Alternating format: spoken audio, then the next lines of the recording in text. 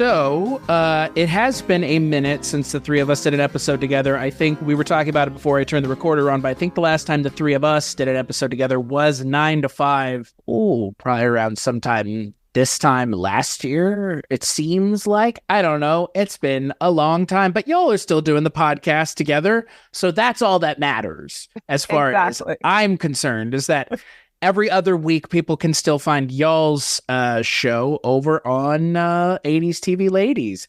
Isn't that right? Sharon and Susan, the hosts of 80s TV Ladies.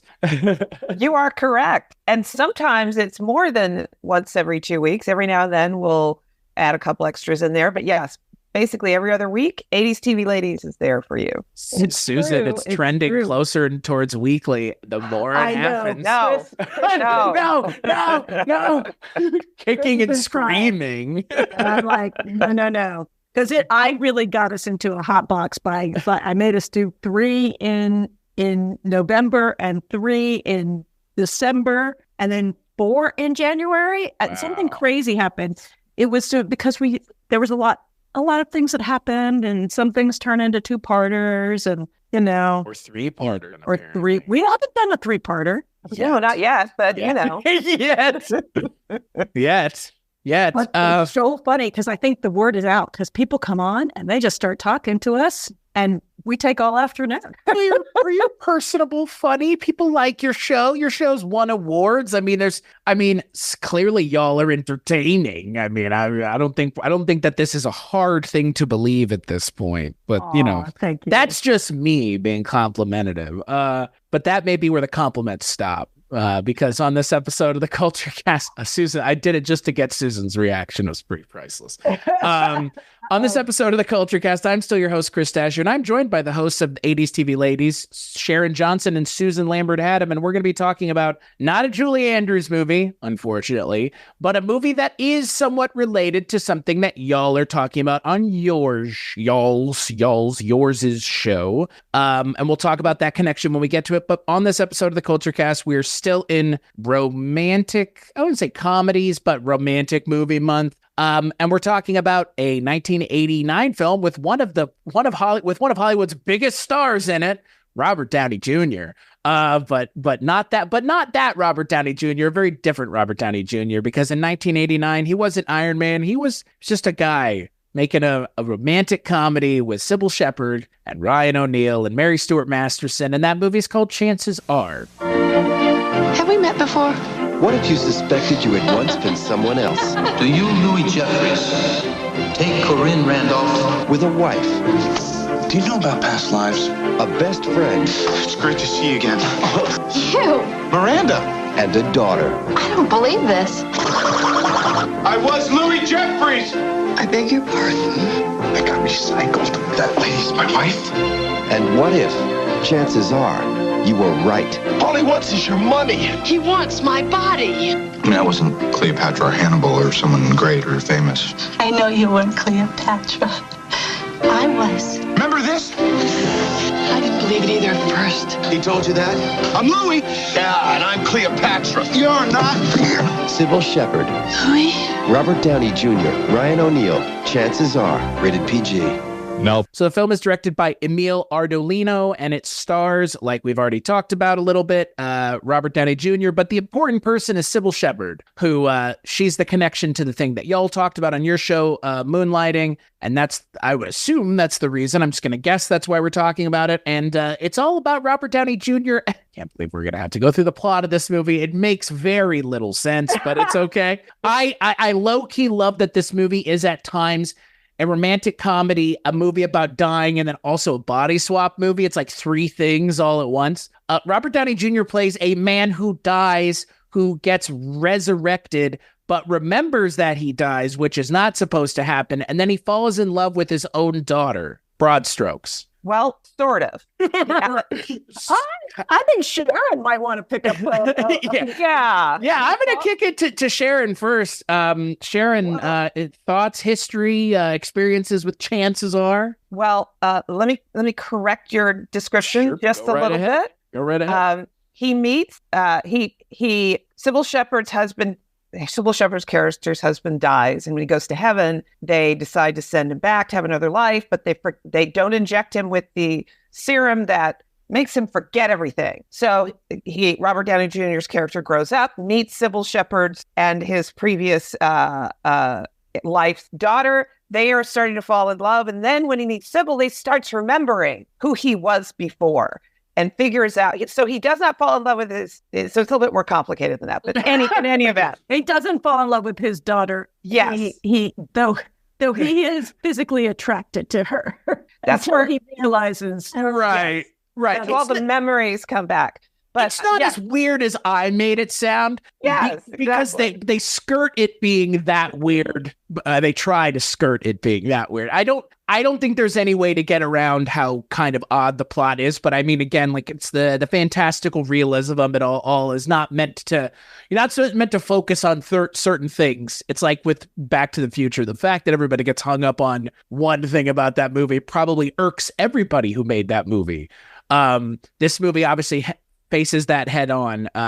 Susan, Sharon, whichever one of you wants to go first in terms of experience, feelings with the movie, kick it off, please. I saw it in theaters, as you mostly did back then when it came out, and I very much enjoyed it. It was fun rewatching it ahead of this podcast, although I remember pretty much all of it. I don't know that there was anything that I saw in my rewatch that I didn't remember.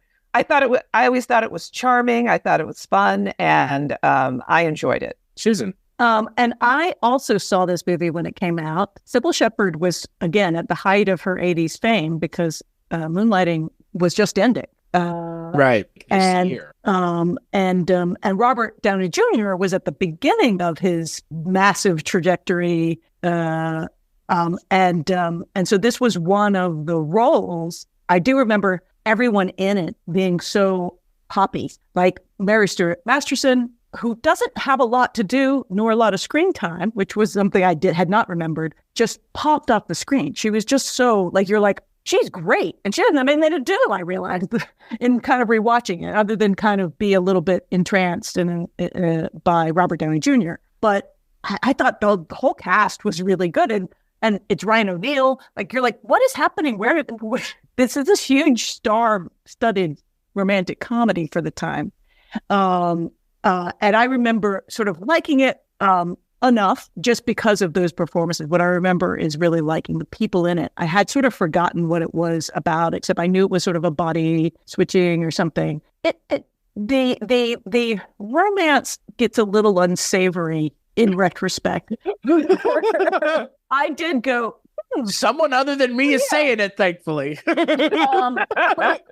Because I literally think that I would be so curious to see. Back to the Future had been such a huge success. And there's something about this movie that sort of is trying to Back to the Future itself, even though it doesn't sort of fit. I feel like a lot of that was brought about by the massive success of Back to the Future and and kind of somebody going, oh, but wouldn't it be funny if, and really trying to milk some of those moments for something, for dramatic tension. And yet it there's something about it's, and here's where it becomes a gender issue. This is very interesting because, we're looking at Moonlighting right now on the show, several episodes. And one of the things we look at is gender. In Back to the Future, and I don't know if I assume everyone has seen Back to the Future that's listening, but maybe not. Sure fucking hope so.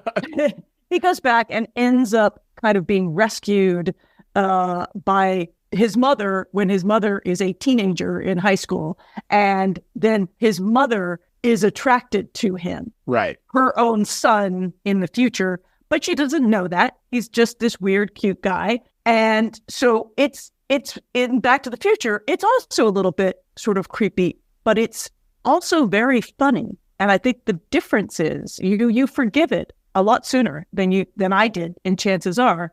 And I was like, why is it not bothering me? Why didn't Back to the Future not bother me as much? Now, I haven't watched it recently. And I think, again, we are much more aware of how gender and sexuality and sexual attraction plays into consent and all those things. But it's a young woman being attracted to a young man in Back to the Future. And that's the whole driver. And from the get-go, Michael J. Fox's character knows that and is sort of scrambling away from that. Right. And that's where the comedy comes in and the joy of it. In this movie, they spend a little too long with him romancing Mary Stuart Masterson, his own daughter, before he realizes it. And then by that point, she's been entranced by him and then is sort of chasing him. But it's not nearly as charming. It's much less charming because meanwhile, her own mother is now, like, he's attracted to her own mother. And so it gets very, very weird very quickly. However, I still like the performances in it. It was very challenging, that particular part, for me in looking back at it. Interesting. I actually, thinking about it, I hadn't actually put those two movies together in my head in regards to the romantic entanglement, if you will. As I think about it now, I am more, whatever the phrase is, squigged out by the Back to the Future than I am in this one. Oh, interesting. And here's why. You're right. She doesn't know that this is her son. He is biologically her son. He knows that he is biologically her son. And so, of course, he's like, no way, Jose. But I always felt a little kind of icky about the whole thing. And chances are, when Robert Downey Jr. meets Mary Stuart Masterson, he is this whole new person with his own memories, with his own life. And it's only after he meets her mother that all these memories that belong to this whole other person come back to him. And he is very much aware that in his mind that this is his daughter, but there's no biological connection between the two of them, unlike in Back to the Future. So it doesn't bother me nearly as much. This is all in his brain.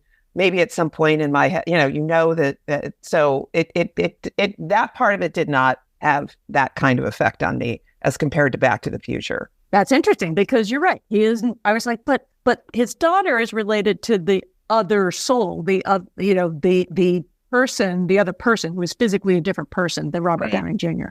So you are correct. It is actually fine, right? Like, and it is that weird thing of like, if you really look at reincarnation and you go, oh, we're all reincarnated souls all the time, then inevitably someone is going to be dating somebody that they were related to in their previous life, right? And that's, happens. Well, that's what the character of the Susan Rutten character, the woman at the bookstore, that's the whole thing, right? She's like, your grandfather may be your dog now, or something to that effect. And like, yeah. I mean, I've never gone and done it. I've had people tell me about their experiences with like PL, what is it? PL? Past life. Yeah, PLR, past life regression. Like I've had people that have told me about it, and they've told me that they've gone and like had like these really deep experiences. And like this, I mean, again, like this movie is in a weird category of these movies where it's like the machinations of heaven need to be examined by us to then like, and what's funny is like, is this the third fucking movie in the last 6 months? I've Oh Heavenly Dog. And then something else that I just watched. Heaven Can Wait. Have you ever done Heaven Can Wait on your show? No. Oh, because that's one of the better ones. Again, as I remember it. I don't know what the other one was. We just talked about it.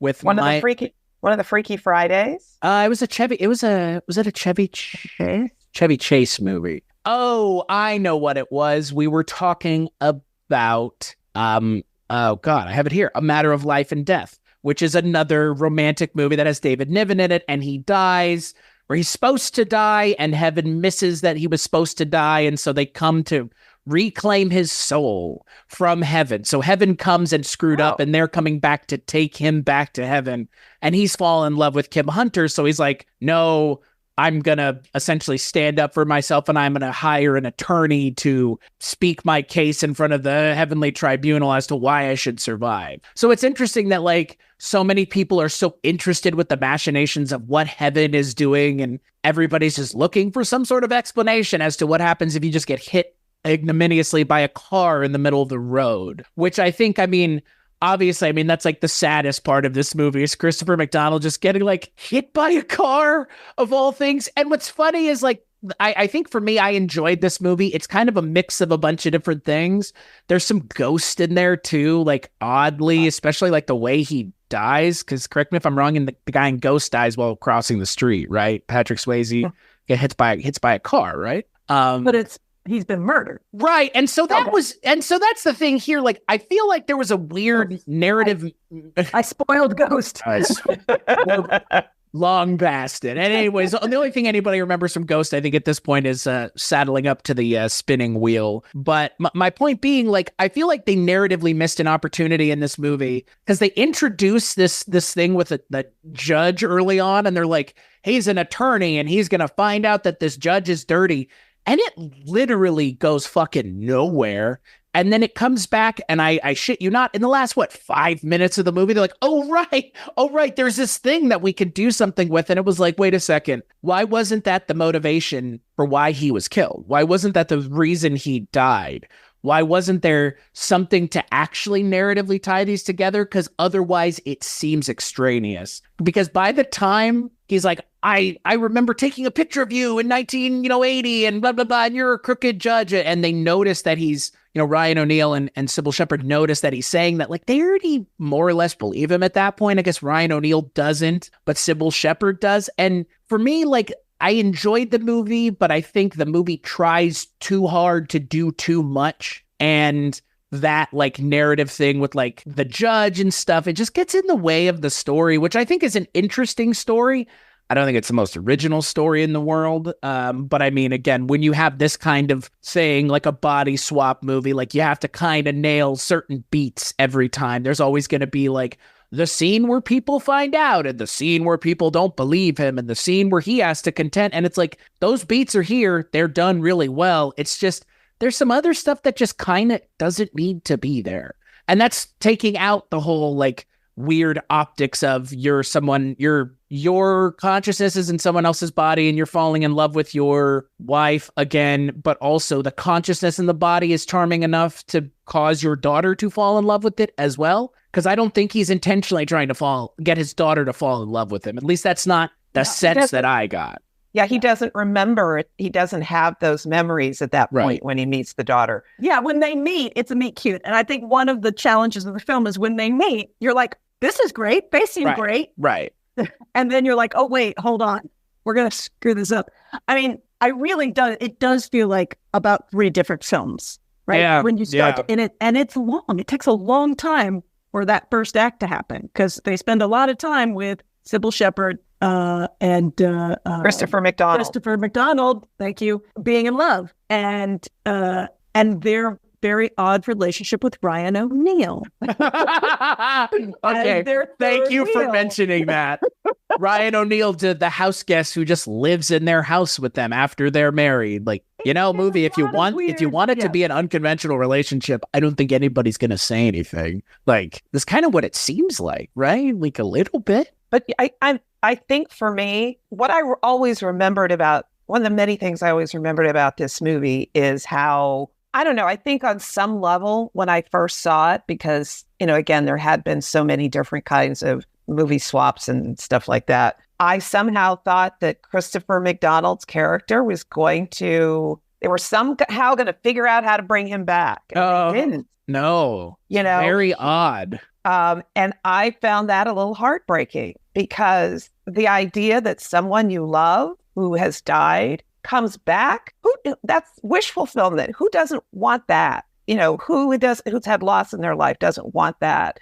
And they did spend a good amount of time on that relationship. So when he's back, albeit in another body, there was this part of me was like, oh my gosh, wouldn't it be great if these two people that fell in love could somehow resume their life together, although it makes no sense because anyway. So I think that was hanging over my head as I was watching it the first time and even this time. Wouldn't it be better if they could rekindle their relationship as opposed to her literally watching him die? She literally watches him die. Like that's the last interaction that they have up until he comes back. So it's very weird because the movie seems to forget what story it's telling in the last 5 minutes of the movie. It's like, oh, there's the thing with the camera and the lawyer and the judge. And it's like, no. The stuff with Christopher McDonald is why we're here. Don't just get rid of his character. Like, he literally is just like let out the door. We don't even know what happens to his consciousness. Effectively, it's like he's just gone, I guess. The mechanics of that inoculation are never explained, but it would lead me to believe that that's going to cause him to forget the life that he had before being reincarnated. Right. Which he forgets everything. So it's like even worse. That's just, okay. So they remember and he doesn't. Awesome. Like, how are they going to ever explain that to anybody? What happened? Like, oh, well, my dead husband came back in the body of this person here who's now married to my daughter. Like, well, do you explain that to anybody? I don't know. Probably not. That's just like something that's a very weird Christmas fucking shared psychosis story, right? for like a month. We all believe that our husband is back. That's the thing. Like, that's one of those family Christmas tomes that you get about here's what happened this year. Yeah. I mean, like, it literally, like, it would be like, what in the fuck is happening in this family right now? And my husband came back in the body of a younger man, and we went away, and it really made me sad when someone referred to him as my son. So much so that I nixed the entire relationship off of that. If anything was disturbing in this movie, it was Sybil Shepherd's lack of resolve for her relationship with Robert Downey Jr. One person saying your son was enough for her to be like, icky. Like, wow, really? Like, this is Christopher McDonald. This is what you've always wanted. And someone going, your son, and she's just like, well, never mind. I have no interest in this. It's like, really? Because, like, I don't think it's not illegal what they're doing. It's just, it's like a, May, December romance. Like, and they're not, Sybil Shepherd doesn't even look whatever age she is in this. Like, she looks like she's fantastic. Yeah, I mean, they all do. I mean, that's the she thing. Doesn't look old enough to have Mary Stuart Masterson. No, and they're like, your son. And it's like, oh, fucking come on, movie. Really? Like, that's what we're doing here? That's the thing. I mean, like you mentioned, Susan, the idea that, like, someone that you love comes back to you, and then at the end, they're just like, meh, whatever. That was fucking weird. That's what they're going to just say at the dinner table. Like, that was a weird thing that happened. Yeah, right. Well, let's never talk of this again. They're not really doing service to. They have one too many plot lines going on, right? And I think this is a writing problem, maybe even a directing problem. And that's a great director, by the way. He did some great movies. Emile Ardolino, Dirty Dancing. Before this, I was like, maybe this was his first one. And then I was like, no, he did Dirty Dancing before them, which is so well crafted, so kind of masterfully directed that you're like, you sort of forget how serious it is and all these things that happen. And that thing, I think, holds up pretty well. Never seen it. See, it was going to come out eventually. Oof. If only this were a visual medium, you could see my two co-hosts right now just resigned to the fact that they're talking to someone who's never seen Dirty Dancing. That's seen this before they saw Dirty Dancing. Oh, I'm so sorry. I do know the phrase, nobody puts baby in the corner. That's from that movie, right? That's not from Footloose, the other movie I haven't seen that's about dancing? It is correct. You are correct. But anyway, getting back to Chances Are, I feel like in that scene you were talking about where somebody makes a comment about Robert Downey Jr. being, Sybil Shepherd's son, that to me was the beginning of her basically going, you know what? I'm not that same person I was 25 years ago when he died. And yes, of course, I still love him, but I apparently have moved on and I really didn't know it. And I'm okay with letting him go at this point. That was the beginning of that for me.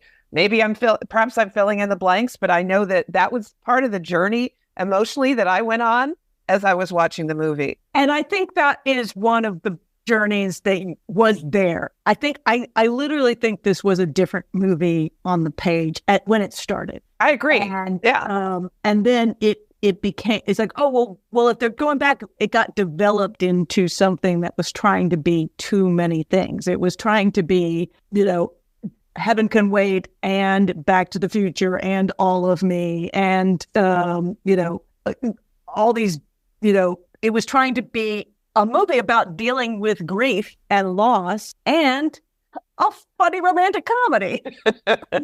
Romantic comedy about bodies.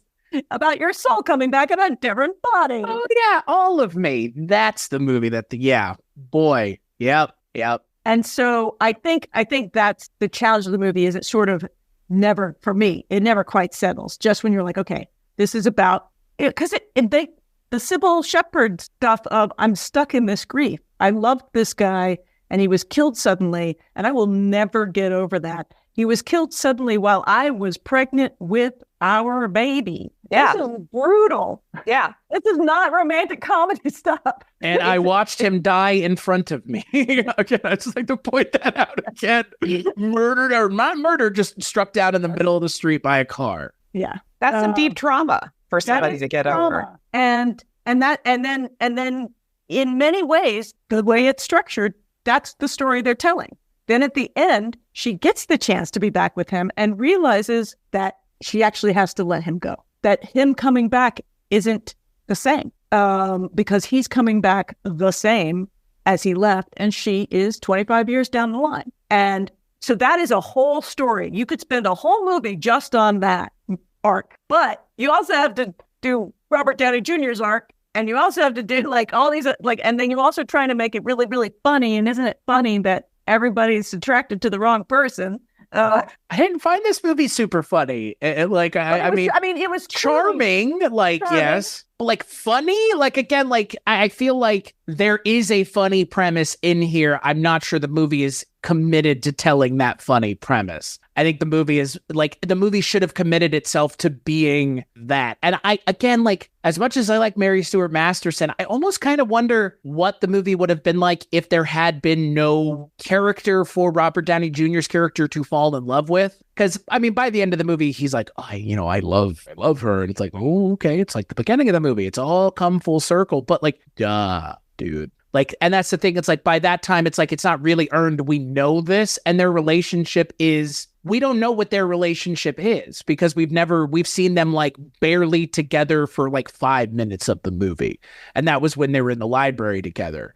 And then pretty much everything else has been Christopher McDonald and Robert Downey Jr.'s body. So we really don't get a sense of that. And it's like, I kind of wonder, without her as a character, if they would have just committed more to the Sybil Shepherd storyline, because they wouldn't have things to kind of push off onto another character to have those conversations with, as opposed to just having it with her. Like, I don't know why this had to be so madcap. There's part of this that could have just been like, because at one point the characters are just like, this is what's going on, and no one wants to believe them. And it's like, in a lot of ways, this movie could have bucked the trend of these movies by just going like, this is what's going on and let's figure out what to do about it. Not like up until the last 2 minutes of the movie, nobody believes that this is going on. Like, I would have appreciated the movie more if it had embraced the higher concept portions of its premise that are, like you guys have mentioned, like so much in, like, rooted in the idea of like, what would you do if you got an opportunity to be with this person that has come back again? And what would that mean for your life? And like also the idea, and I find this a little hard to believe, that Sybil Shepherd in 26 years didn't catch on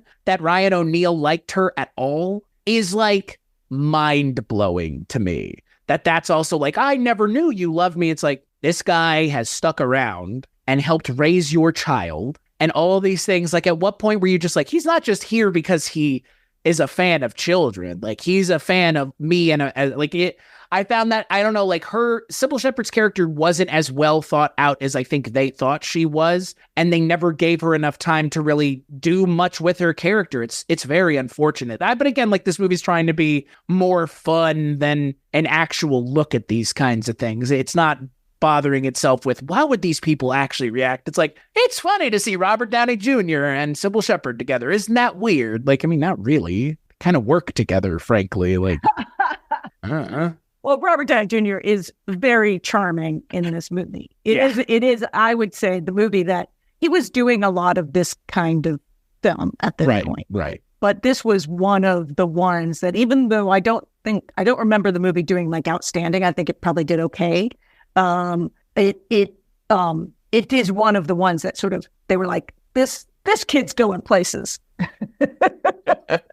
You were like, this is, this guy has a lot of magnetism on screen. It is interesting when you speak about Ryan O'Neal that they start the movie with basically, they're getting married and Ryan O'Neal, the best man, goes, I love her. And Madonna, like, I know, it's fine. Like, what? Like, and it really does. You're like, again, there's levels of weirdness in relationships that go unexplored completely. But I think I'm going to say there's also a little element of 80s movie making in this, which is everything goes unexplored, right? Mm-hmm. You couldn't do things like that in a movie now without, 12 people on the development team going, hold up, and the actors going, hold up.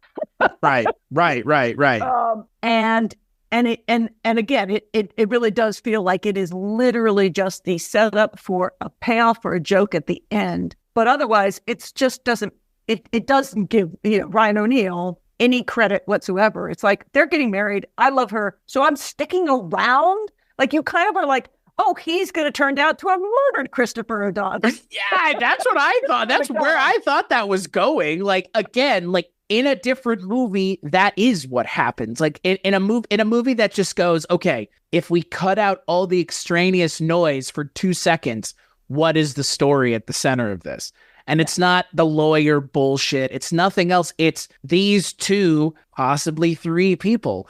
And they're just not interested in really, like, it's like they forget that they're telling that story and they have to be reminded to come back to it. And it's like, why? Like, these 3 actors together are pretty interesting. Robert Downey Jr., Ryan O'Neal, and Sybil Shepherd have some interesting chemistry together. When they're on screen, why not let that do what it does? And instead they're like, no, we got to get back to like something else. And it's like, why? I don't know. It's strange to me because it really just feels like, like you mentioned, Susan, like 3 ideas on the page at once. It's like, I think the 80s of it all, Susan, is hits the nail on the head, because this is the kind of movie that studios were making in the 80s. Yep. This is not the kind of movie that necessarily independent folks were making, but this is a studio movie, and they had a story or a semblance of a story that fit into the box that existed at the time about these kind of movies. And so that's what they made. There is a very interesting story here when you take away some of that 80s-ish, fun, heightenedness of it.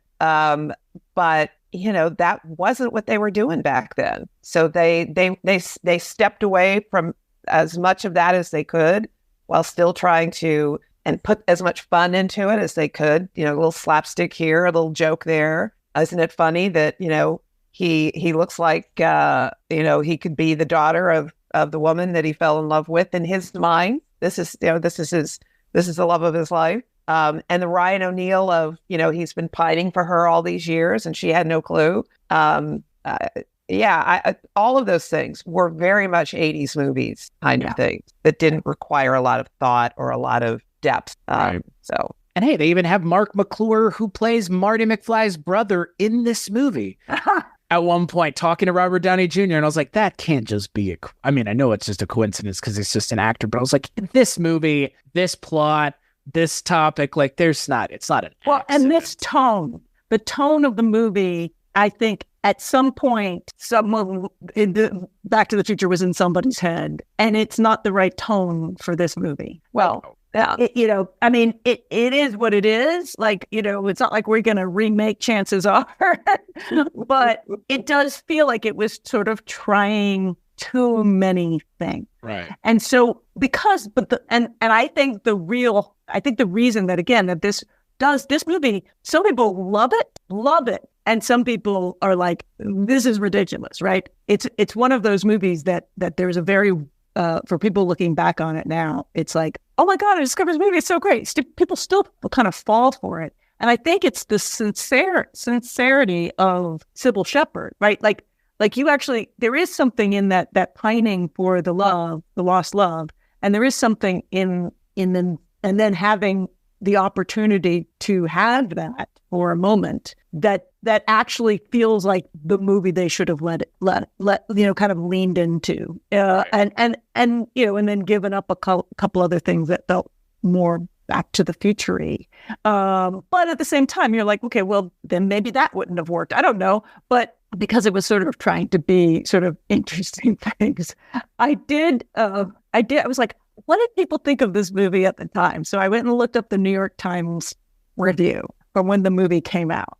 And in the middle of it, it says this: when chances are isn't being overcomplicated, it's being improbable, even by reincarnation movie standards. Alex, for instance, tries to convince Corinne that he is Louis by telling her the whereabouts of various household objects. Is this written by Pauline Kael? She's really mad that they're wasting her time watching this movie. It's far easier to believe that Louis has been to heaven and back than to imagine that Corinne hasn't rearranged the drawers and closets in 23 years. Oh, man. Wow. Movie falls apart the moment you think about what's in the junk drawers, huh? That's funny. Can either of you think about a movie that, especially a drama, that took this sort of premise seriously, where there was a reincarnation, a person who came back to life and tried to fit themselves back into the life of the person that they love, that loved them? I mean, I haven't been able to come up with one, but so I don't know. I think, and it's not the same kind of premise, the body switching, but there's a movie called Truly, Madly, Deeply. You remember that movie from the 90s? That's a British movie. That's Alan Rickman and Juliet Stevenson. And it's basically, Alan Rickman has died. And his ghost basically comes back and moves into her flat. And so when she falls in love with somebody else, but also can't let go of the old love. And she sort of she faces a choice. So it's funny and it's charming, but it's also deeply emotional. A movie I saw last year, Om Shanti Om, has Shah Rukh Khan playing an actor in the 70s who gets, I think he either dies or gets murdered trying to save another actress who's kind of in this love triangle with the main actor. And then he gets reincarnated. Now, the thing that makes this movie different from this movie is he's reincarnated, but he looks like himself. So it's it's him again, but him reincarnated as himself as a version of himself in the future, but he still looks like himself. And the actress who played the actor in the 70s plays I don't think she's meant to be reincarnated, but it's like another version of her in the future. And so he has to kind of make good on outing the person that killed the two of them. And it kind of takes place in the Indian cinema world. So there's kind of some nice fun nods to Indian cinema. But that's the movie that I kept thinking of when I was watching this, because I was thinking like similar to what you were asking, Sharon, like what's a movie that does this seriously? And Om Shanti Om, I think, is just as earnest as this movie is. I think it's a little bit more serious because at one point, like two of the main characters are literally like immolated, essentially like lit on fire. Yeah. They die in a horrible on-set fire. They're essentially locked in and they can't leave. Like it's way more serious than, like, the stakes are more serious, but I think in the same way, like it's still a fun movie in the way that like Indian cinema allows for there to be fun in their movies. But it, again, like I would say in terms of like the stakes in Om Shanti Om are higher or as high. Cause again, like the villain in that movie literally lights people on fire to kill them. So you don't, this, that's not something you hear too often, that a movie about immolation of the main characters is fun.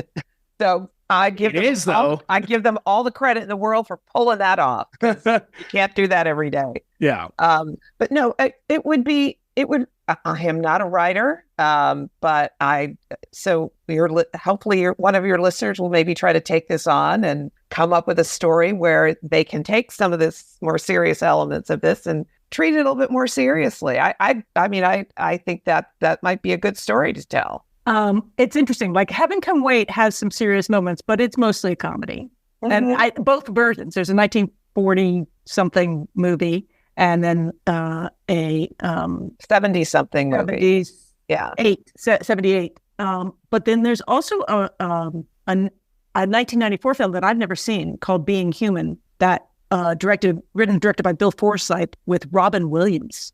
That's about him reincarnating into 5 separate lives. And then, are you ready for this? I think the most serious movie I've seen about reincarnation is A Dog's Purpose. Oh, I've seen that. Is that the dog reincarnation movie? It is. And it is, we went to see, I took Dashiell, who was 2017, and I took my son, and I thought it was going to be a dog movie, right? I'm like, oh, this is going to be a dog movie. And it might be a little sad, but it'll be fine. It's it's multiple reincarnations. So the dog dies, it gets reborn multiple times. What are you doing to yourself, Susan? However, what I will say is they kind of pull it off because it's both horribly sad, but then there's a puppy right after. I would suggest, Susan, since you're mentioning A Dog's Purpose, a little bit of a side tangent. There is a joke that you would probably find immensely funny sandwiched in the film Strays that makes direct reference to A Dog's Purpose. With Josh Gad of all people reprising his role. It's really funny. And now that I know you've seen A Dog's Purpose, yes, I can now. You should search. I actually found Strays to be a funnier movie than I think anybody I knew was talking about last year. But I digress. This is the thing that I was surprised by is chances are is not funny like at all. Like, it's really not like a funny movie. And it's like I watched the trailer for it and like the TV spots, and it was being billed as a wacky comedy. And it's like, it's not really. Like, I don't know when I laughed, if I laughed. Like, maybe Robert Downey Jr. just kind of hamming it up, but it's not like a funny movie. Not the way that some of these other body swap movies are. I was going to say, I'm going to say that it actually has funny moments, and the performances have comedic moments. I think the performances are a reason to watch this film because Agreed. You're like, they're individually each great. Like, you're like, right. How did they pull this off? Like, how is she pulling it off? I think Sybil Shepherd is fantastic in the movie. And you're like, she should be doing better movies. Well, that is kind of the problem with this movie. It's like, it almost feels like in a lot of ways, maybe not Robert Downey Jr. and Mary Stuart Masterson at the time, but like, this might have been beneath Sybil Shepherd and Ryan O'Neal. Like, given Sybil Shepherd's like her visibility at the time, like. Yeah, but you could see why she, like, at the same point, I see why she would have picked it to do, because it was very different character from Maddie Hayes. She was, I think it was, I have to take something that is comedic, because I think it would have been harder to do a straight drama coming off of Moonlighting, this was in between the last two seasons. It's just interesting when you're like, what's the career path I'm doing? And God knows Robert Downey Jr. has done a lot of having a career path and then having it go off the rails very far, and then bringing it back on in big ways. And so it's interesting that all of the people in it, Christopher McDonald is great in it, and yet we know him. It was very hard for me to look back at this and take him as a romantic lead seriously, knowing the rest of his body of work now. I think it was like, it was perfectly fine when I saw it at the time. But he's done so much comedy where he's played the snarky bad guy, the sort of, over the top guy that. To really buy, I kept waiting for that Christopher McDonald to show up, and he doesn't, and it's very sincere. And so, but at the same time, I think it made it hard looking back at it to sort of take his love for her as seriously as it is portrayed in the movie, just because I know that actor's other work, and he's so tied for me to the other work that he's done. That is a very different kind of characters. Yeah, a sniveling shit is what I would call most of the things Christopher McDonald. Trying For to be me, it's nice like about it. Happy Gilmore. I mean, for me, growing up, it was Happy Gilmore and Flubber, and he plays the villain in both of those movies. Yes, Shooter McGavin I has mean- really ruined him for romantic comedy. Yeah.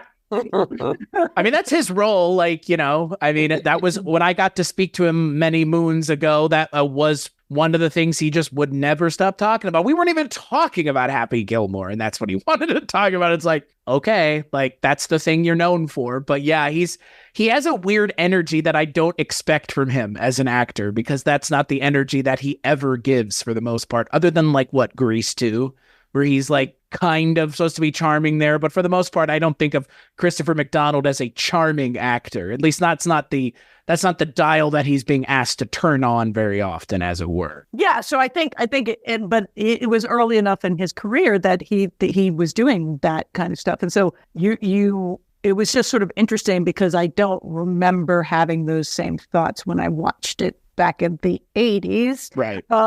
But then as soon as he came on screen, I was like, wait, is he kidding us?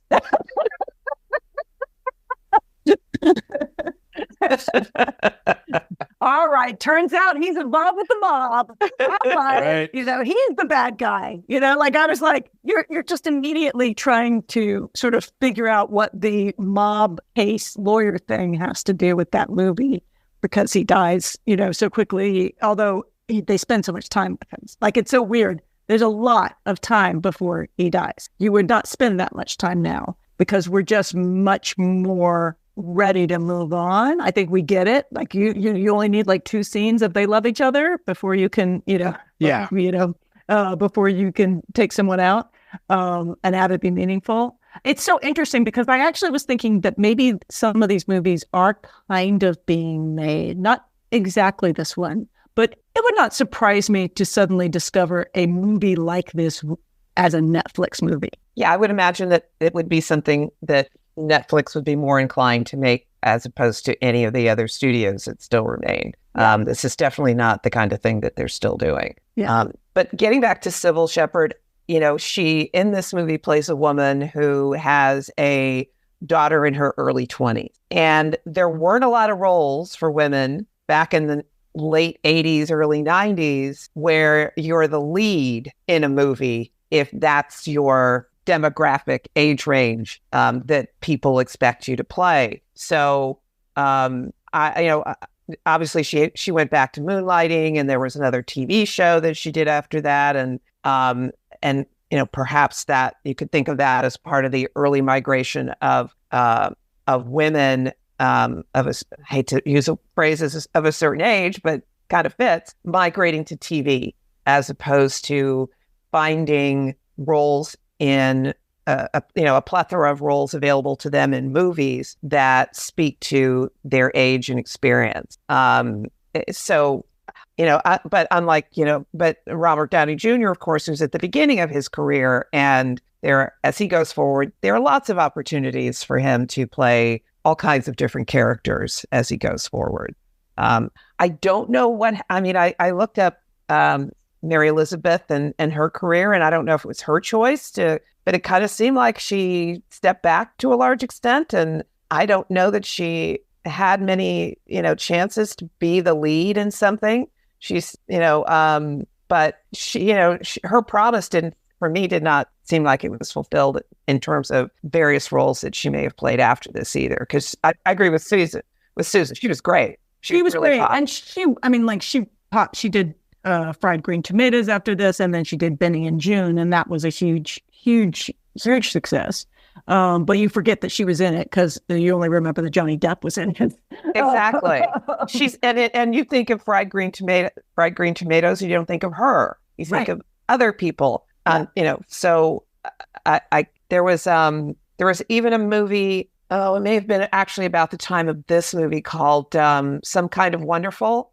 Mm-hmm. I love that movie. Was her and Eric Stoltz. Eric Stoltz. Yes. Speaking of Back to the Future. Yes, exactly. That they were the leads in that. She did a number of things like that. And then I don't think sadly, we didn't hear enough of her after that or see enough of her after that. She was in Five Nights at Freddy's last year. Oh, well, I have not seen that. That's because that sounds like something that sounds like a horror movie, which I am not available. Very for. successful. It's not. I will say it's not. It's not scary at all. Like it's very much like made for the audience of like younger children. But she's really funny in it. Like she's really funny as she plays like the to say she plays like a villainous aunt is like villainous aunt, probably, for those of not like a person dressed up like an aunt, but one of the main characters, like I think she would be the sister of the main character's mom, and she just like chews the scenery in every scene she's in. She's really good in it as a villain. But to your point, Sharon, it's like I wish I had seen her in more things because she's really good here. Just again, not given. I mean, I would say almost nobody but Sybil Shepherd and Robert Downey Jr. are really given enough to do, which is fine given that whose movie this is. But it's what's funny for me is I haven't seen a lot of younger Robert Downey Jr.'s stuff. I've seen who hasn't seen Iron Man and everything else at this point, or at least know about it. But I have not seen a lot of young Robert Downey Jr. stuff. And it always cracks me up seeing him because I just keep thinking to myself, this guy at some point will be the world's biggest fucking movie star if he's not kind of still. And like, it cracks me up because like, there's no way he knew then. There would have been no way a year before getting cast as Iron Man he would have known. And it's just, of all the people for it to happen to, I'm glad it happened to Robert Downey Jr. That's what I'm saying. But you can tell he's really good here. It's not like, because again, you can make the case that he's a Nepo baby, but I think that Robert Downey Jr. is an immensely successful and talented actor. And this movie is worth checking out in a lot of ways because he is in it along with Sybil Shepherd. The two of them make this worth checking out. But it's always weird to me to see a very baby-faced Robert Downey Jr. in anything because he has weird energy. Yeah. He was doing a lot of amazing work in the 80s, right? He was in Less Than Zero and True Believer and Johnny Be Good and Weird Science. Like, right. The range of what he was doing was really interesting. I don't know if you've ever seen it, a movie he did not long after this called Soap Dish. Oh my God, I love that movie. Which he's great in, as is Sally Field. And Kevin Kline and Whoopi Goldberg. Whoopi Goldberg. I mean, it is adorable. I would watch this movie. It's an adorable rom-com, and it's written by the same writer who wrote Steel Magnolias. It's one of the funniest movies I've ever seen. I remember seeing it in the theater and thinking, this is going to be a big hit. It wasn't nearly as big a hit as it should have been, as funny as it was, and with the cast that it had. So good. There's another movie he did shortly after Chaplin, was released after Chaplin, called Heart and Souls. Another ghost kind of movie. Yeah, romantic movie. But there were 4 people he was trying to get to heaven, basically, or trying to get them their wish fulfilled before they went to heaven. Love that movie. Love that movie too. And he was fantastic in it. And then of course you go back to romantic comedies. There's Only You, which he did a few years after that, which I also really like, with Marissa Tomei. Tomei. I think that's the movie of those movies. That's my favorite. Although the Heaven with the Heart and Soul is pretty, but it is sort of, that's like that era Robert Downey Jr.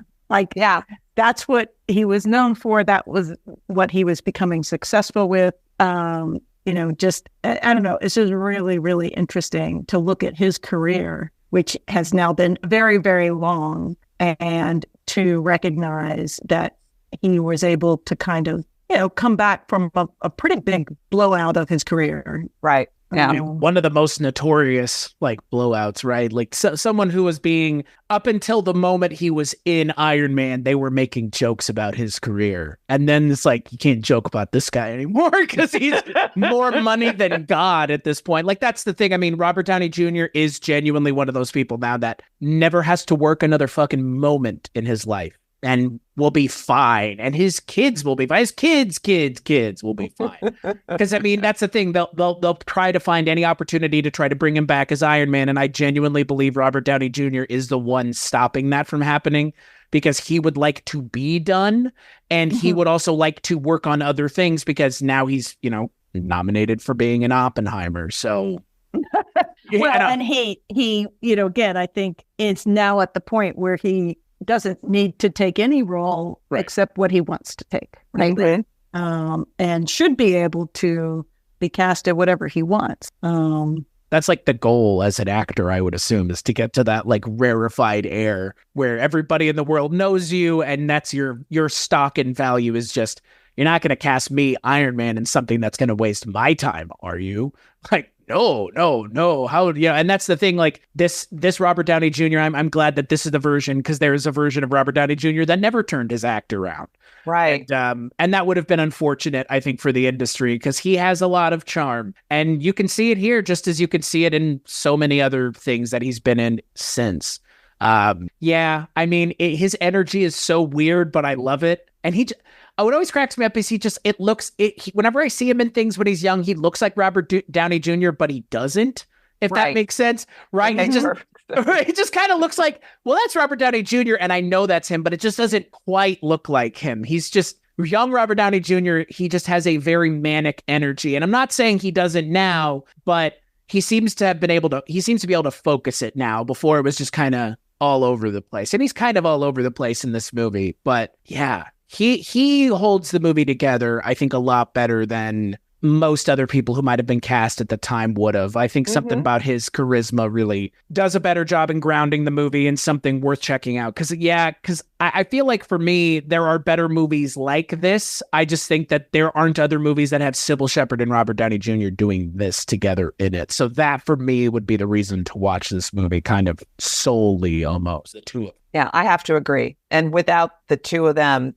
I don't know that we'd be talking about this movie today. No. Yeah. I mean, I talked about a lot of body swap movies a couple years ago. Richard was subjected to, was it Like Father, Like Son, which was it Dudley Moore and Kirk Cameron? And then we watched 18 again, and vice versa, and Dream a Little Dream. Like, I think that this movie is probably better than those movies, but I think it's in that same conversation of like body swap movies in the 80s, when that was like a thing that everybody was doing, and they were trying to figure out what was like the kookiest combination. And now the kooky combination is Robert Downey Jr. and Sybil Shepherd. Like, that's the kooky combo. Charlie Schlatter and George Burns is one. Like, that's the thing. Like, this doesn't feel, when you suggested this movie, Susan, it didn't feel like the kooky premise was going to be the point of the movie. Like in 18 again, where it's like, it's George Burns in a young guy's body. Crazy. Like that. Maybe they should have leaned on it more here, and it would have been one of those kinds of movies. That's kind of what I wonder, because it does kind of not pick what genre it wants to be intentionally. And that for me is a problem. I think simply, as you were saying, Sharon, I'm going to bring us back to roles for women of a certain age. So this was 1989. So that would have made Sybil Shepherd 39. She was 39 playing a woman with a 23-year-old daughter. Yeah. Okay. Now, when Robert Downey Jr. did Iron Man, he was 43. Of course. Yeah. I just, so just want to put some pretty fun context to that. And then the other thing is, so what's in this movie is so interesting, because also there's all these interesting things. Like Ryan O'Neal is playing a reporter who's apparently a very good reporter, because he's working for the Washington Post, and Robert Downey Jr. wants to be a journalist, a thing you used to be able to be. Used to be a profession you could go into. Yes, future. His dream was to work for the Washington Post. That was his dream, to work for the Washington Post, and they don't let him. They don't even let him in the door. So he sneaks in the door, and I think it's actually Ben Bradlee he tries to meet with, and I think it's actually, and that's the editor of the Washington Post at the time, and I think it's played by Ben Bradlee. Is that? I don't think so, because I don't think so. The actor seemed familiar to me, like I'd seen him in other things, but as always, prepared to be wrong. They call him Ben Bradlee. They do in the movie. Do. That's who he meets with at the end of the movie. That's who he's talking with at the wedding. It's like, you start on Monday, kid, and it's like, oh right, that was a plot line that needed to get wrapped up here real quick in the last 2 minutes of this movie. Why is Joe Grafasi at the wedding at the end? Well, Was that weird? I was just like, why is he here? Like, it's like he should be like ashamed of himself, given that this entire situation happened because of him. Like, why are you? Felt very elves and at the end of Santa Claus going and looking at their dirty work as they watch Santa Claus fly away. Well, but if you think about it, everything worked out. Everybody's happy, so he gets to see. No harm, no foul, Joe. That's right. No harm, no foul, Joe, whose character is named Omar. I just love the giant inoculation thing that he's carrying. This like giant thing that he's carrying around. I love that the Deus Ex Machina. There's just something that you inject in people, and they just forget. All right, sure. Right. So it is the actor is Henderson Forsyth who plays Ben Bradley. But it's so interesting that they named the character a real, like, it was like, oh, is this going to be a journalist thing? Like, you just never know what that movie's doing. I don't think it knew what it was doing. Like, I think it really, like, I was really, like, to come back to the end of the movie, like, I was so shocked at how quickly, like, because I know that in so many of these, like, body swap or, like, time travel movies or, like, making good, redemptive stories, like, oh, the character got hit by a baseball and that caused them to travel back in time or fell down the stairs or something. And then at the end of this movie, he falls down the stairs and that is what causes him to So that's the thing. In this movie, it's like they were missing that scene where his mind is back in heaven as Christopher McDonald talking to the people in heaven. And they're like, this wasn't supposed to happen. We're so sorry this happened. And like, we don't get that scene, that like one scene that the movie needs to really wrap up the storyline. Because Sharon, you've mentioned it. We've talked about Christopher McDonald a fair amount. Like, they do his character dirty and in a way that like that was the focus of the movie, and I kind of don't get why they lost sight of it. And at the end of the movie, they don't have the scene that all these movies tend to have where the character goes to heaven and he has the conversation about what happened and why did it happen, and then they go, well, good. But so that's the thing, like, how do they handle that? Like, when he's in heaven, they're just like, and fuck you now, goodbye. Like, well, that I don't know. They wrote themselves into a corner, I guess. Well, if you remember when Christopher McDonald's character goes to and dies and realizes they're sending him off to heaven, he's like, oh my God, I got to go back. And so he goes to the other counter and they're like, okay, we're going to send you back. But they didn't give him the injection that would make him forget his past life. So Joker Fosse had one job. Exactly. And missed it. So when those memories resurface, that's when the hilarity ensues and the movie happens. When the character falls down the stairs and is in the hospital unconscious, that's when Joe comes in and gives him the injection that he should have gotten way back when. And so the memories of Christopher McDonald go away, and as does his character. So that's what happened. And that's it. And it's like, yeah, how is that a I don't know, like, how is that a good conclusion to your movie? How is that a satisfying conclusion? Because it feels like they're not doing service to the story that they were trying to tell. Well, that was one of the things, as I said before, that when I watched the movie the first time, I fully expected that somehow that this would all work out, that not only would Christopher McDonald, quote unquote, live, but also the character that Robert Downey Jr. played before the memories came back, that they both somehow would be in the movie at the end. But what they didn't do that. They basically had Christopher McDonald's character and those memories move on as they should have when he died, and the memories of this new character that lived in Robert Downey Jr. come back, for whatever that's worth. They needed the guy from All of Me to put Christopher McDonald's soul in the bowl. Yeah. Okay. It's weird that there was no conclusion to the Christopher McDonald story other than just like, he's gone now. And they just hand wave yada yada him out of the plot. And it's like, I mean, I felt like that was part of the story, but it's not, but it is, but it isn't. Like, yeah. And, again, and Ryan O'Neal just sitting there biding his time. I know. Oh, man. What is that all about, huh? Didn't they mention, though, of other women he had dated, or... And that's the thing. He has dated. He talks about like being married twice, but they didn't last or something. When they're in the car, he does. He sort of alludes to the fact that he's had 2 failed marriages. Mm-hmm. Right. So it's not like he was truly waiting around. And so you're like, I'm constantly thinking there's going to be a different resolution to their relationship. And it's not inconceivable, but at some version of an early script, he was the bad guy who set up the mob thing, who got him killed. And then they're like, no, we're going to get Ryan O'Neal. So we need him to be a good guy. Just change it. Is there a version of this movie that you could make where it, by the end of the movie, is there a version of this movie that you could make where Sybil Shepherd and Robert Downey Jr. end up together and that's a believable ending to the movie? Sure. Okay. Yeah.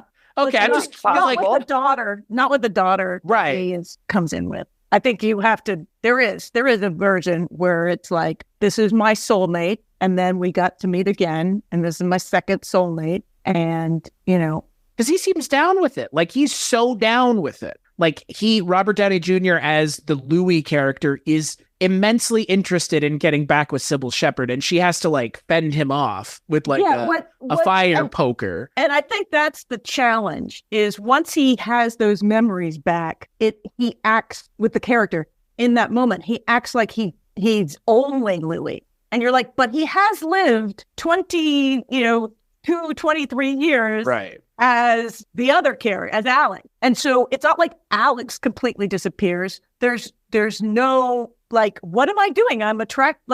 He doesn't second guess himself in the way that it should be both of them in that body. He should be all of me at that point.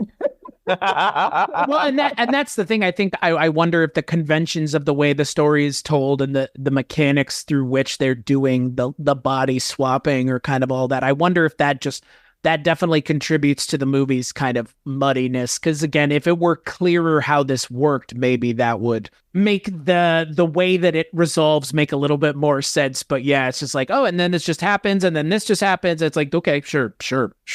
I have an approach that works for me when I go and see movies sometimes, in that whatever is happening on screen, I just need an explanation for it. It doesn't have to be a good one.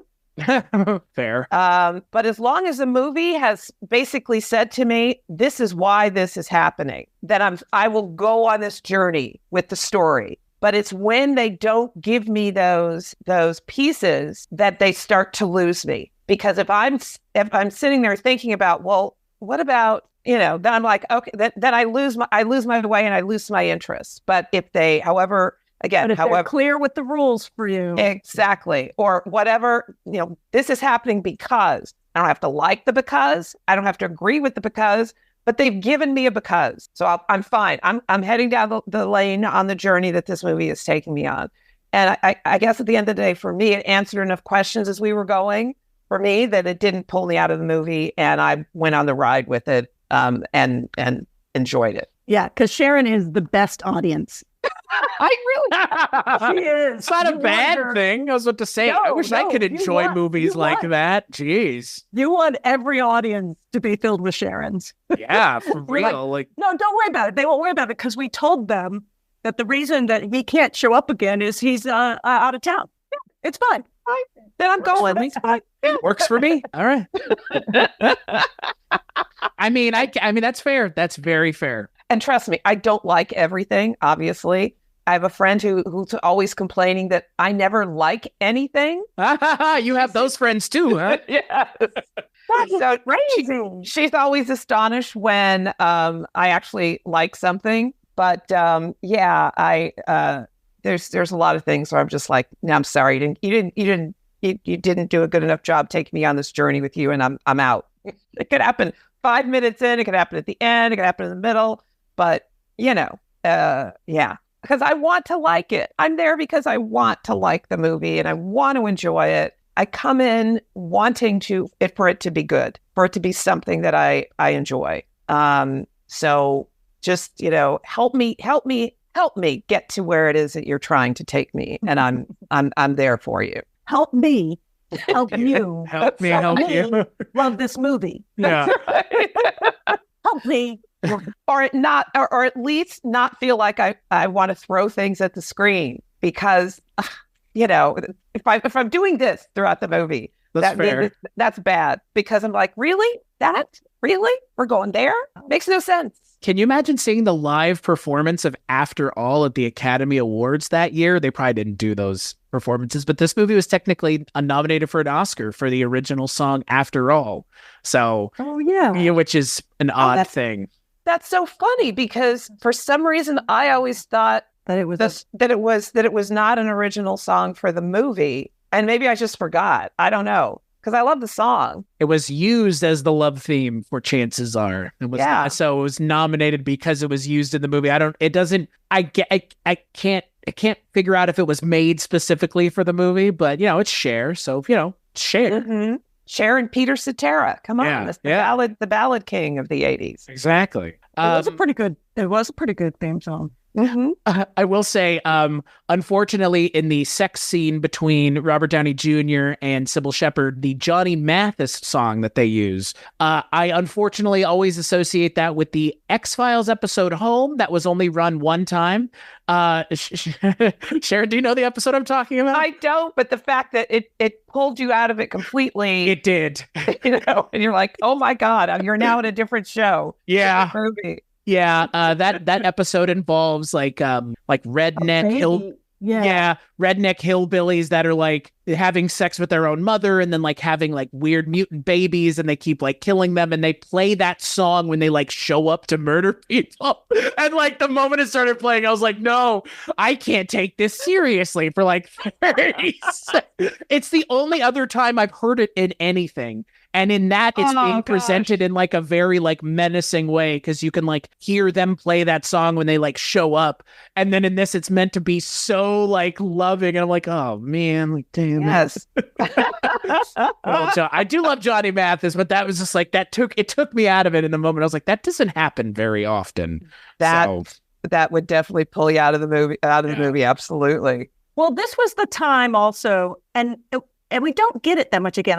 I know they exist, but they don't exist in the same way. It was the 80s was the time of the movie soundtrack. Right. Album, right? Yes. So that was huge.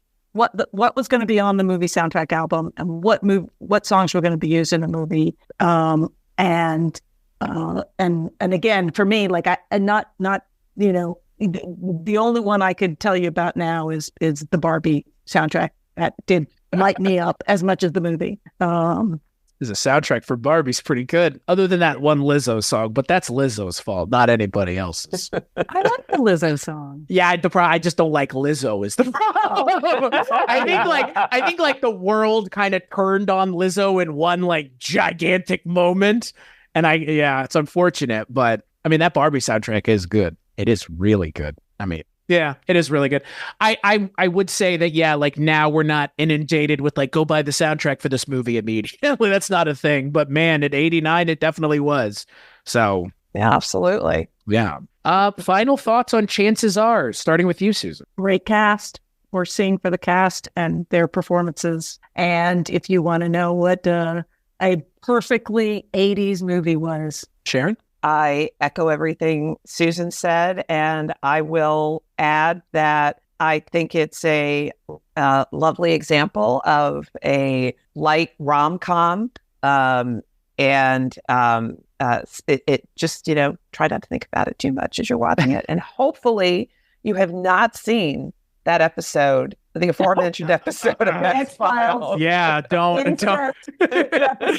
I wondered if I should bring it up, but like it was just so. Now I'm not going to not think about it. I think I'm okay because I'm never going to see it. I can't watch the X-Files. It's too scary for me. That's fair. And I have Johnny Mathis embedded in my brain. So, and his songs and everything. So there's no way for it to be spoiled because of that. That's fair. See, that's the thing. That was the first time I'd ever heard Johnny Mathis was in that. And then I ended up hearing it a couple years later because they use Johnny Mathis, I think, in Dexter a couple times, or it's either Johnny Mathis or Andy Williams. But I don't want to ruin Johnny Mathis for anybody else. But if you're a fan of the X-Files, you know what I'm talking about. I enjoyed this movie. I mean, it's kind of a throwback to other things that I've talked about before. And it's not that rom-coms aren't my jam, but it's not something I necessarily go out of my way to watch. So anytime that it's like, let's watch this one that I like or something, about it makes me want to rewatch it, I'm never gonna say no. So getting to watch early Robert Downey Jr. movie is pretty fun too. It's a weird movie, fun movie, worth checking out. I don't know if there's anywhere you can stream it right now. Maybe Tubi. I know that we have been trying to do a better job about addressing where you can see things as of recently. Streaming. Where did I find it? Is it a Tubi thing? Make sure I don't want to misspeak here. I did watch it on where I don't know that I watched it for free. I believe it's on Prime Video. So it's for the low cost of $3.59 or $3.99 depending on where you get it. So I mean, there are plenty of these kinds of movies from the 80s. We've mentioned a bunch of similar ones, but I mean, again, young Robert Downey Jr., Sybil Shepherd, not a bad mix. So yeah, definitely. Thank you for introducing me to this movie, and thank you for the conversation about it, because I probably enjoyed the conversation more than I did the movie. That's okay.